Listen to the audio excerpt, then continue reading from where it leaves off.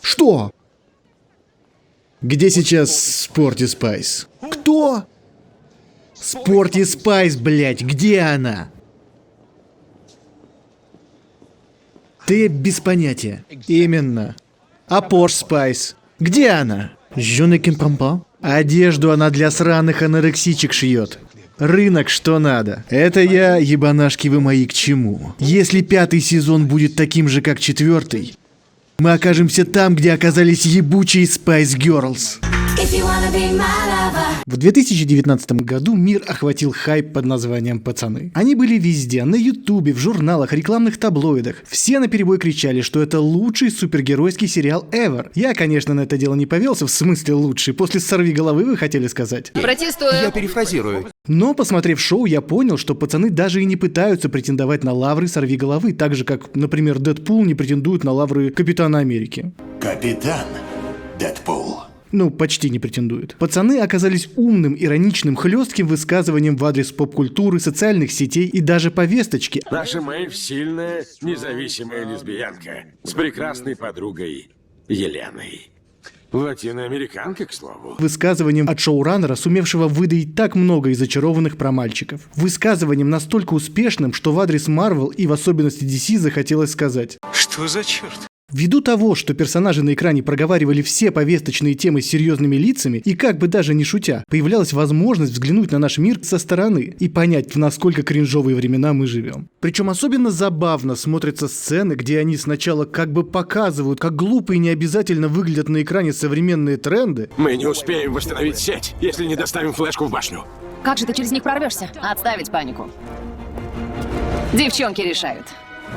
А потом походя, как бы в шутку говорят: да нет, ребят, это может выглядеть нормально. Важно лишь убедительно подать.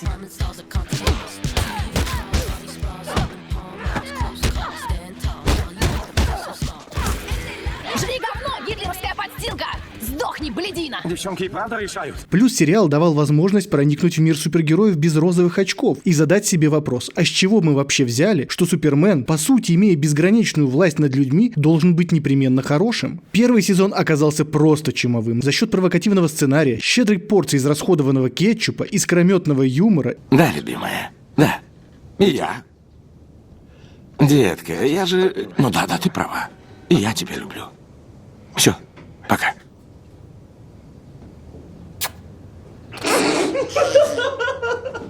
И отличных актерских работ. В особенности брутального брюнета, воплотившего на экране образ смазливого блондина, и человека, который, как по мне, просто обязан играть Росомаху в какой-то из альтернативных реальностей. А я его еще вот таким вот помню, когда он в Зене и Геракле эпизодики играл. Сериал примечателен тем, что делит персонажей не на хороших и плохих, а скорее на запутавшихся, глубоко травмированных и тех, кому этот мир не оставляет выбора, кроме как быть сволочами. Последние — это наши герои, кстати, которые с одной стороны вроде как за добро, но в размене жизнь за жизнь скорее пожертвуют рандомом, чем одним из боевых юнитов.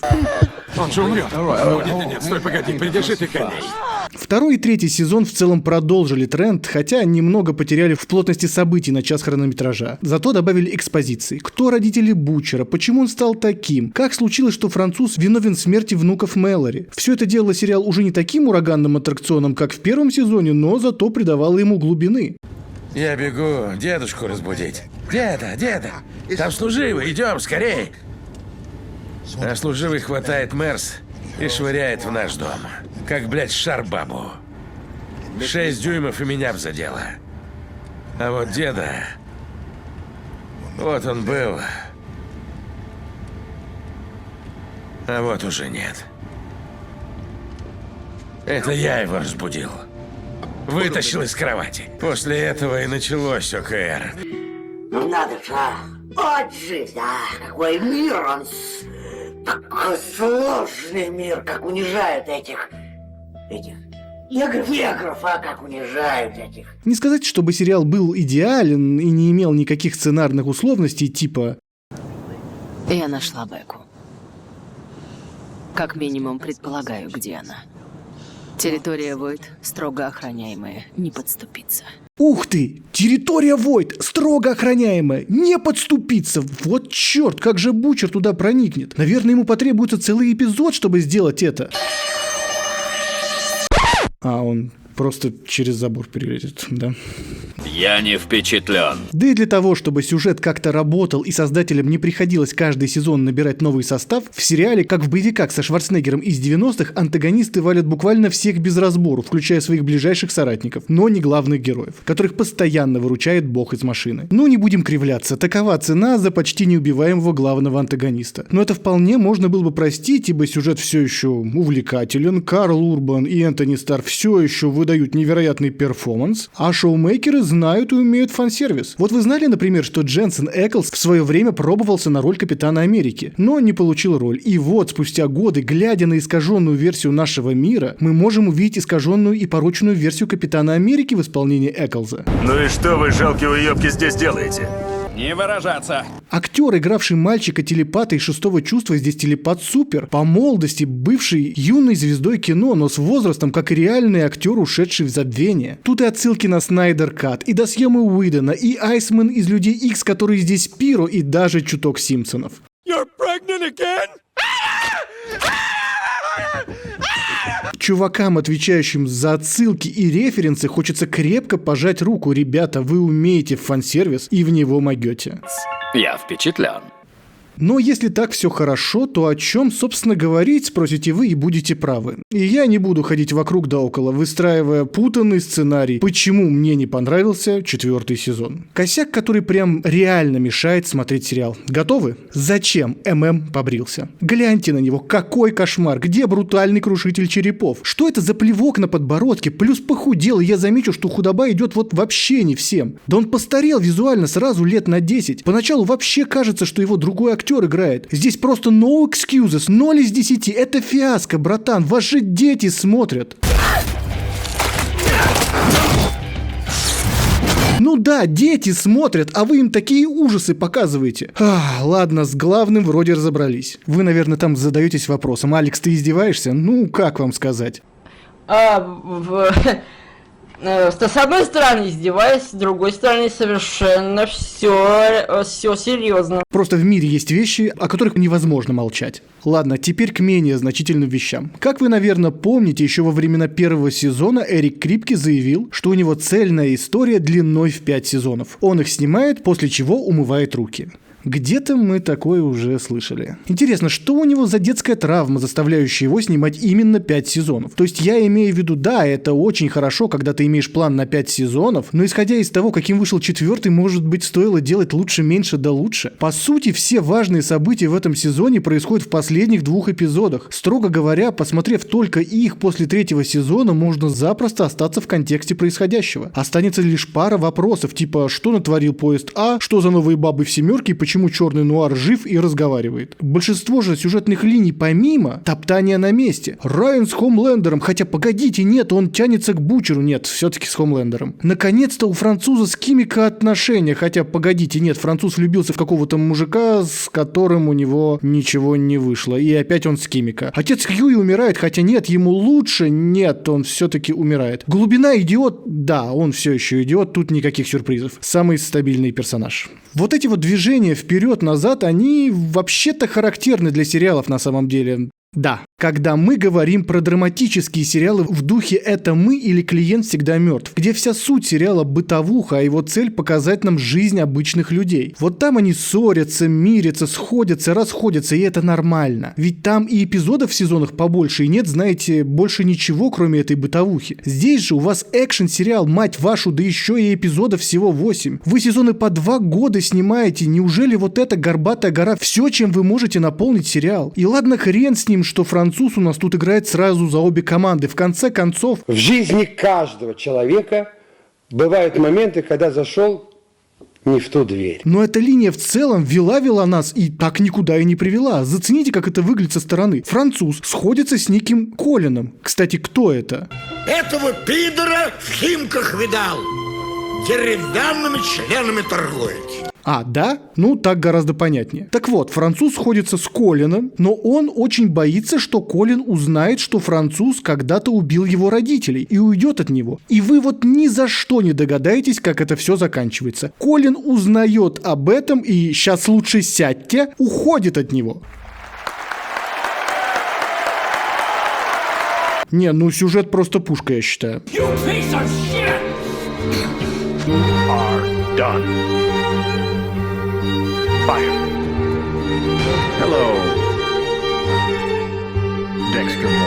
Штирлиц. Вас я попрошу остаться. Недаром же в этом сезоне так мало Бучера, нахер его, очевидно же, что вот эти мудовья рыдания мы хотели видеть куда больше. А знаете, что мы еще хотели видеть больше? Больше любовной драмы между Глубиной и его осьминогом. Я грешным делом подумал, что эта линия закончилась 3-м сезоном. И не только я. Пучина, умоляю, скажи, что ты порвался с миногом. Казалось бы, посмеялись и будет, но нет, эта сюжетка все еще здесь, целехонькая. Да, все мы знали о Глубине, что ему нравятся рыбные палки. Но хотелось ли нам больше этого? Давайте взглянем на то, что нам предлагается. По сюжету Глубина начинает изменять своему осьминогу. Бля, я не верю, что говорю это вслух. Осьминог начинает его подозревать в неверности, и в момент выяснения отношений Глубина разбивает его аквариум и оставляет умирать. Вот что не так с этой сюжеткой? Да блин, все, начиная с того, что мы, во-первых, обсуждаем соитие с осьминогами, а во-вторых, как по мне, шутка подзатянулась, ибо уже 2 сезона этого вот добра. И не только этого. В комплект также входит риминг самому себе, дрочка с асфиксией на мужика, пердящего в шоколадный торт, и кончание паутиной на лицо ММ. А борода бы, кстати, могла защитить. Знаете, грань между забавным и омерзительным весьма тонка. И как минимум последнее – это определенно омерзительно. И если что-то подобное и существовало в оригинальном комиксе, то, может, стоило оценить уместность подобных шуток, прежде чем вставлять их в сериал. Да и от количества членов во 2-й серии просто рябь в глазах. Но это же даже не смешно ни разу. Члены ради членов. Это как в той серии Саус Парка, где по телеку анонсировали, что в сериале произнесут слово «говно». И весь город сидел и смотрел сериал только ради вот этого вот самого говна. Потом авторы, когда поняли, что мув зашел, решили вставить слово «говно» в серию 2 раза. А в конце и вовсе решили все слова в сценарии заменить на «говно». Смотрят же, получается, не ради сценария, а ради говна. Я отлично понимаю, что шоу-контент и все дела, но вот только чего мы еще не видели в этом сериале за 4 сезона. Я скажу банальность, но времени правильно закончить все сюжетные линии совсем немного. Может быть, сосредоточимся на этом? С другой стороны, не сюжетом единым. Чего у пацанов не отнять, это харизматичный второстепенные антагонисты, которые до этого появлялись по одной штуке на сезон. Во 2-м сезоне это была чумовая Штормфронт, в 3-м сезоне не по-детски отжигал солдатик. Что же мы имеем здесь? Еще до выхода 4-го сезона было известно, что одну из ролей исполнит Джеффри Дин Морган, и что в сериале появится Тек Найт. Сколько же было спекуляций на эту тему. Да, спин-офф нам уже все проспойлерил год назад, но думаю, все согласны, что это, блин, эпик фейл. Все и так знают, но на всякий случай напоминаю, Тек Найт — это Бэтмен во вселенной пацанов. Ну, точнее, помесь Бэтмена и Железного Человека. Помесь, понятное дело, порочная до нельзя. И вот мне прям очень хотелось увидеть его в деле, а то злые итерации Супермена к нам периодически залетают. А вот со злыми Бэтменами дела обстоят значительно хуже, так как Бэтмены либо умирают героями, либо, встав на преступный путь, погибают от рук сильных и независимых женщин. Ну и где же разгуляться криминальному таланту? Прикиньте, как было бы круто, если бы в 4-м сезоне одним из второстепенных антагонистов стал бы Тек Найт в исполнении Джеффри Дина Моргана. А если еще учесть, что последний играл Томаса Уэйна у Снайдера, получилась бы еще одна мощная отсылка. Что же мы получили по итогу? Ну, не совсем, хотя и что-то близкое. С одной стороны, в 4-м сезоне авторы прямо же расщедрились и подогнали нам сразу 2 персонажей. С другой, формула тут проста. Удвоишь 0, будет 0. Знакомьтесь, наша первая приглашенная звезда, сестра Сейдж, умнейшая женщина. Человек на Земле. Как известно, интеллект самого умного персонажа прямо пропорционален интеллекту автора, его придумавшего. Так вот, Сейдж не самый умный человек на Земле. Хомлендер притащил ее в 7-ку, чтобы та помогала ему во всем так-то, но первоочередная ее задача — усадить в президентское кресло Ньюман. И она вроде как помогает ему в этом, но в конце сезона пацаны спасают президента Сингера от убийцы, посланного Хомлендером, а Бучер внезапно кончает Ньюман. И знаете что? Сейдж говорит, что это и был ее план. То есть ее план состоял в том, что... Да не, хуйня какая-то. Ее план состоял в том, что президент не умрет, хотя она ничего не сделала, чтобы его спасти, а Ньюман умрет, хотя она ничего не сделала, чтобы ее убить. Но вместо нее это сделали третьи лица, которые вообще даже не знали, что окажутся в нужное время в том же самом месте, что и потенциальные жертвы. С этим планом явно что-то не так. Предприятие, для которого необходимо присутствие 4 человек в одном месте в одно и то же время, причем 2 из них не знают об этом. Оно обречено на провал. Именно, спасибо, Дживс, ну хоть кто-то. Почему она в семерке? Ведь если это и было ее планом, и он сработал по каким-то причинам, то она не умная, она везучая. А как мы все знаем... Везение — это не суперсила. Это просто легендарнейший бред. Сдается мне, что она просто выдумывает на ходу, а Хомлендер на это ведется. А еще оказывается вот что. Я могу спасти нас от рака, глобального потепления. Вот тут верю, вот тут плюс. Верю, уже верю, да, поверил. Но только зачем? Ага, действительно, зачем? Ведь с незапамятных времен вакцины от смертельных болезней нисколько не являлись таким уж ценным ресурсом. Ведь имея такой козырь на руках, невозможно управлять общественным мнением и заставить людей делать буквально все, что тебе заблагорассудится. Особенно, если ты настолько умна, чтобы наделить эту вакцину временным эффектом. Да на нее же можно подсаживать людей как на дозу. То есть Тек Найт не подходит по ГОСТу в семерку, потому что... Ты для меня и близко не ровня. Ты жалок. Даже летать не умеешь, прости господи. Идем, сынок. Ну вообще, Тек Найт так-то по лору летает. Да, с помощью своего суперкостюма, но Сейдж-то и так не может. Она не то что не летает, она и ходит-то с трудом. Наверное, она проходит в семерку по каким-то квотам, как черная женщина-бодипозитивщица, ибо семерка за инклюзивность и разнообразие. У нас есть ракета, черный парень. Есть черная тьма, он себя не причисляет к какой-то расе, так что... Вот вам. Если ее интеллект не помогает Хомлендеру превращать воду в грудное молоко, ее польза весьма сомнительна. Ну а Тек Найт так и останется в нашей памяти ебланом трахающим деревьям. Ну и правильно, меньше будем переживать от того, как бездарно его кончили. Хватит, пожил, нахуй с пляжа! Ну и встречайте второго нового члена семерки. Фаеркрекер, она же петарда, она же фейерверк, она же вспышка, она же... Шутиха! Ну ладно, это кубики, им все можно. Жупил. Кроме этого, хотите взглянуть на ее сверхспособность? Ух ты, я где-то встречал уже сверхспособности того же уровня полезности. Цветы полей. Чего зря течет? Ладно, со сверхспособностями у нее не особо, но ведь чем-то же она полезна. Звездочка в сговоре с Сопрой и Томом Хэнксом планирует открыть доставку детишек прямо на дом. Заказываете хот-дог, привозят мальчика, тако, девочку, а комбо — ребенка, которому насильно сменили пол. Так, ясно. Она поставляет анти-Старлайт пропаганду в промышленном масштабе. Ну, справедливости ради, среди того, что она говорит, есть и полезные сведения. Буквы всех названий фильмов Тома Хэнкса в сумме дают 311. А этот код означает у копов детское порно. Я же говорил! Помните об этом, когда в следующий раз будете смотреть Фореста Гампа. Вообще мне нравится немного нестандартный подход к набору в семерку. Слепое пятно, прекрасный боец и акробат. Слеп, но остальные его чувства обострены до предела, чем нивелирует отсутствие зрения. Вердикт? Ты с чего взяла, что я возьму к нам в семерку инвалида? Петарда. Дерется неважно. Полезность способностей крайне сомнительна. Трусливо. Вердикт? Сэмси, твой позорный недуг мы в подвиг определим. Пошлем в десантники. Там ты еще и сраться начнешь.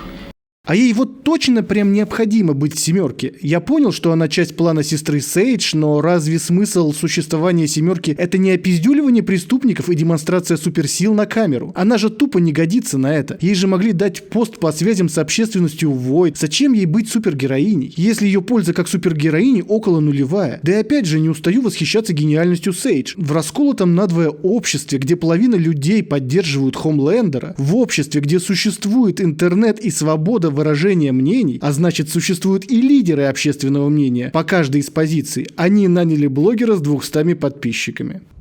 Вы вышли на меня, когда у меня было, не знаю, пара сотен слушателей.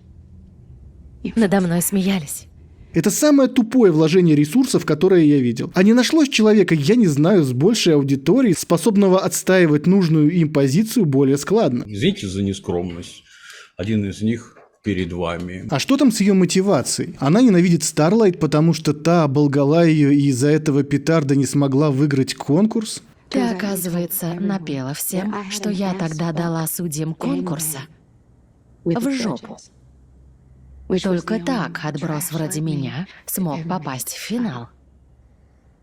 Мне было 13 лет. Как вы видите, не только новые персонажи могут поражать, старые тоже полны сюрпризов. И это отнюдь не комплимент, от некоторых сюжетных решений просто веет вторичностью и каким-то, знаете, лентяйством. С этой историей про темное прошлое звездочки у меня тоже есть проблема. Она, как бы это сказать, не в характере Старлайт. Нам же с первого сезона вталкивают, что делать добро для нее первоочередное. Вон как она шокирована тем, что супергероика здесь — это дым и зеркала, а не реальная помощь людям. Я вот девочкой прочитала вашу автобиографию столько раз, что она порвалась. Купила еще экземпляр. Я хотела, чтобы моя жизнь была в точности как ваша. Вы ведь не просто сломали все кости в правой руке, когда не дали школьному автобусу упасть с моста. Вы навещали потом каждого пострадавшего ребенка, чтобы показать миру, что они тоже герои. Вы были настоящим символом. А теперь... Я думаю, что всю эту историю сочинил отдел маркетинга. А все эти конкурсы и членство в «семерке» — это больше мечта ее матери, чем ее. Она с первого дня понимает, что эта работа ей не подходит, но не уходит только потому, что не хочет расстраивать мать. А тут мы выясняем, что звездочка-то, оказывается, готова была идти по головам. Ну вот ладно, допустим, она именно тот конкурс хотела выиграть и поэтому пошла на эту подлость. Ну не знаю, может там приз был.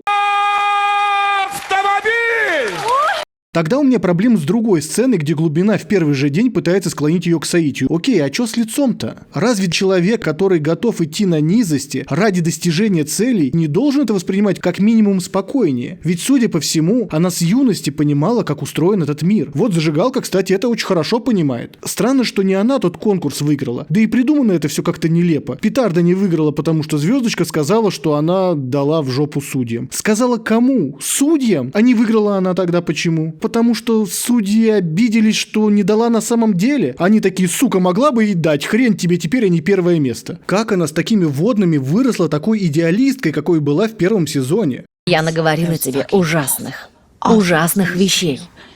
И, если честно, не только тебе. В каком-то смысле не только ей. То есть она разыгрывала эту уже потрахательную карту постоянно? Нет, ну это какой-то срыв покровов, я не знаю, как нам теперь ее называть? Пидорас! Слово целиком. Пидорасина! Вы победитель!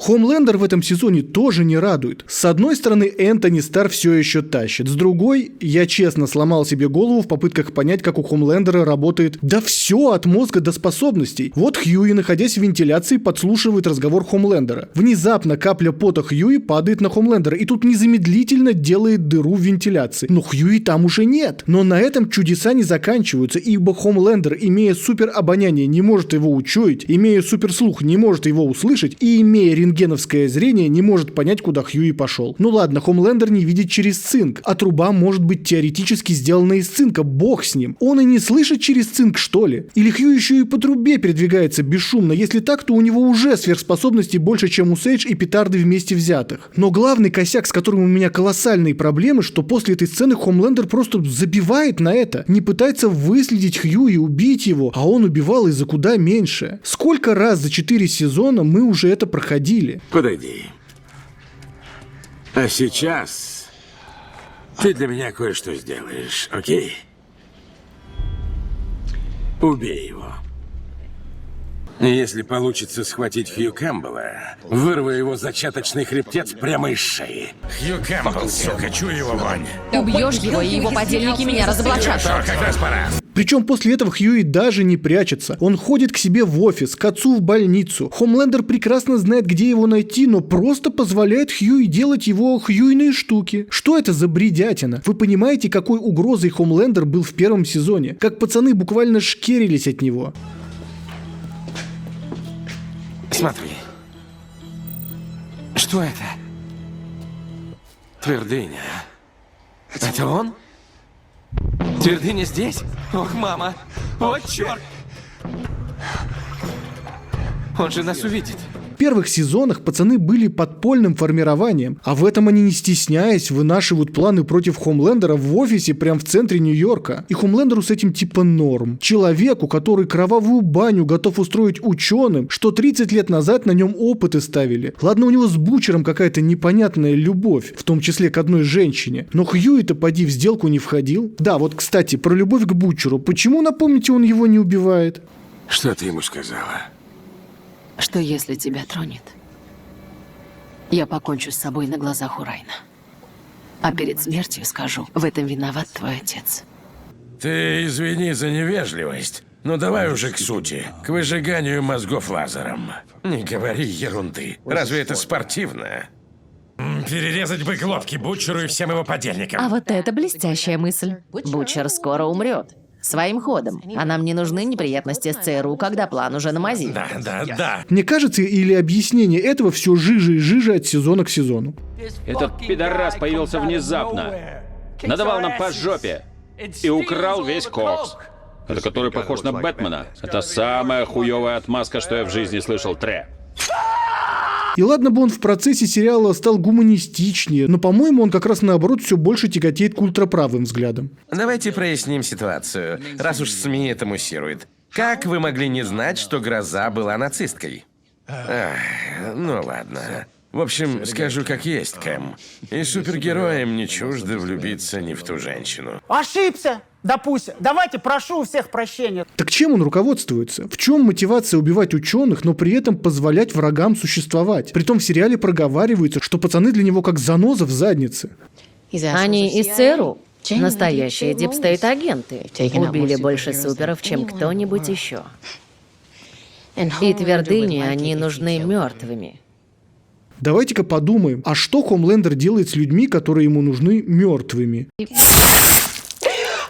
Сдается мне, что ничего хорошего. И вот к концу сезона Хомлендер наконец доходит до того, что погодите-ка, их же, наверное, убить надо, а то они вполне вероятно и продолжат делать мне гадости, которые делали 4 сезона подряд. Но это не точно. И что он делает? Подсылает к ним глубину и нового черного нуара. Почему, Хомлендер? Почему? Им же ничего доверять нельзя. Не удивлюсь, если глубина и в туалете-то забывает ширинку расстегивать, а черный нуар нарколептик. Просто песня. Смешно, как говорится, до усыку. Это я еще молчу про логику происходящего. Вы же еще недавно говорили, что не хотите злить ЦРУ. А теперь Хомлендер подсылает этих арахитов, которые, если и сделают дело, так точно наследят, в то время как сам Хомлендер может убить их так, что даже трупы не найдут. Да и драка поставлена в лучших традициях Крипки еще со времен суперов, когда невероятно сильный по человеческим меркам враг предпочитает швырять главного героя по экрану вместо того, чтобы разорвать его напополам. Ну и наши герои не отстают, и когда они вырубают глубину, они просто оставляют того по весьма надуманной причине лежать вместо того, чтобы добить. И правильно, 5-й сезон же не за горами, кто-то там должен драть дельфинов в дыхало. Или кого еще. О, а ты теперь грызунов ебешь? В любом случае, поздравляю Хомлендера. Проблема все еще есть, и она не решена. Хомлендер, конечно, мог бы ее решить самостоятельно, но не решает.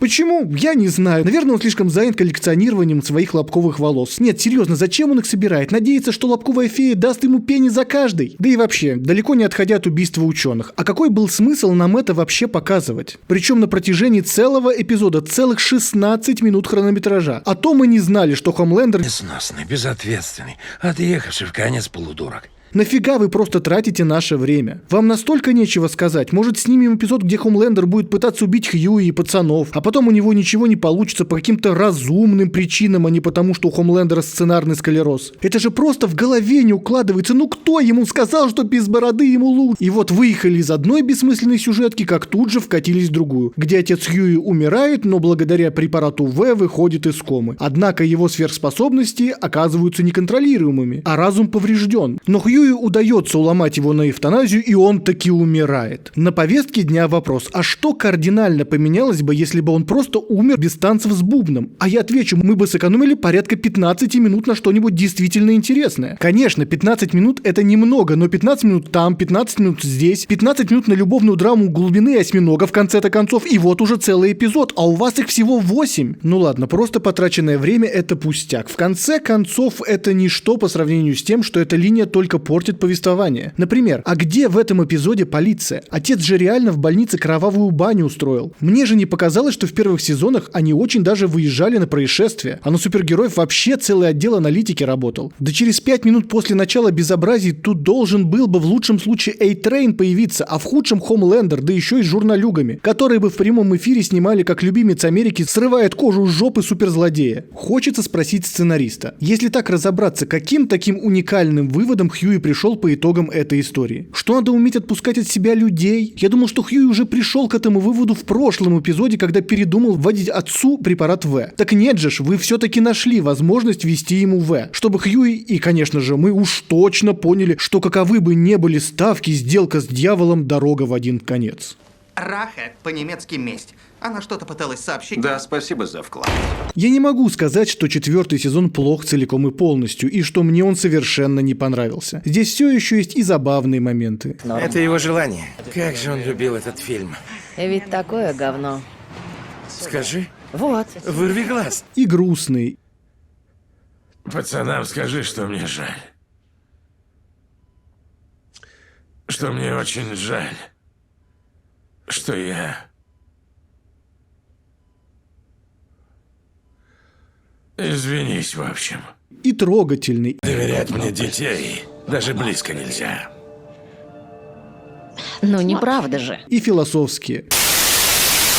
Ладно, философских, может быть, и нет, неважно. Я просто хочу сказать, что в сравнении с предыдущими сезонами это откровенно слабая работа. Весьма странное решение разбавлять повествование филлерами, имея всего лишь 8-часовой сезон. Это в сверхъестественном было где разгуляться по 22 эпизода в сезоне, а здесь-то столько времени нет, да и в некоторых моментах ощущается какая-то натужность, будто Крипки всех запирал в конференц-зале с мешком кокаина и говорил, что никто не пойдет домой, пока они не придумают, чем наполнить новый эпизод. И тут-то и начинался хит-парад восхитительных идей. Осьминога пусть набирает сам себе вылизывает. Вот. Кстати, да, вот. Такое ощущение, что как такового подробного плана у Крипки сотоварищей нет. Есть точка, где герой начинает сезон, и есть, где он должен оказаться к концу. А чем начинять эпизоды между? Да похеру, главное побольше провокационных чернушных сцен и сексуальных девиаций. Откровенно, после этого становится немного страшно за финальный сезон, в котором обещают апокалиптический бесповоротный гранд-финал, без возможности продлить шоу на 6-й сезон. И это всего за 8 серий. Интересно, конечно, посмотреть, но я вот помню еще одну франшизу, где зрители все гадали, а как же шоумейкеры разрулят огромное хитросплетение сюжетных линий, всего за 6 эпизодов. И все мы помним, чем это закончилось. А там тоже после 7-го сезона было четкое ощущение, что все движется куда-то не в ту сторону. В любом случае, уже сейчас понятно, что финал «Пацанов» не станет финалом вселенной «Пацанов». Будет продолжено поколение Ви, сериал, где не особо хочется кому-либо из героев сопереживать. Напишите, кстати, в комментариях, хотели бы вы на него обзор. Там тоже есть что обсудить. Анонсированы также восхождение Void, приквел с Солдатиком и Штормфронт. О, фан-сервис подвезли. И «Пацаны. Мексика». Ага, кажись, я знаю, как там будет выглядеть Homelander. Но сможет ли 5-й сезон оригинального шоу или спин-оффа вернуть себе то же внимание, что и в начале? Ой, чё-то не знаю. А на сегодня у нас вроде бы как и все. Спасибо, что досмотрели сейчас, и спасибо всем тем, кто подписался после предыдущего ролика. И ты тоже не стесняйся, ставь лайк, подписывайся, становись частью комьюнити. Компания у нас маленькая, но у нас огромный потенциал для энергичного расширения. А я, в свою очередь, постараюсь регулярно радовать тебя контентом. Сделка-то стоящая. С тебя кнопочку нажать, а с меня все это отсмотреть, сценарий, монтаж. Ну, выгодно же. В общем, не теряйся, и мы обязательно с тобой еще увидимся. Пока.